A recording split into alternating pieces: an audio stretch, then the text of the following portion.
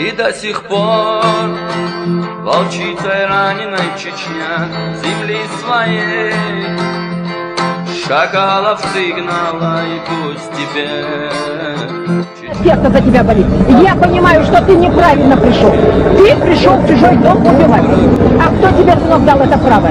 Чечня, например, мы на ушете. Но если вы через нас идете, вы понимаете, нам потом снежить, они скажут, а что же вы их прям поцеловали, пропустили. Вы поймите правильно, сынок, ты пойми. Откуда у тебя такая гарантия, что ты пойдешь туда и придешь назад целый? Не придешь. Раз ты к нему пришел агрессором-убийцей, то он будет ответственно стрелять. Этого чечена или ушатом это сколько уже травили? Вторая депортация за 50 лет. Вот когда волка обложат, даже самый добрый волк, сынок, он делается злым. Сам по себе это очень красивый народ. Это очень добрый народ. Ты ему улыбнешь, он тебе душу готов отдать. Если ты когда-нибудь с ними дружил, ты должен знать этот народ, сынок. Это очень гостеприимный народ, красивый народ.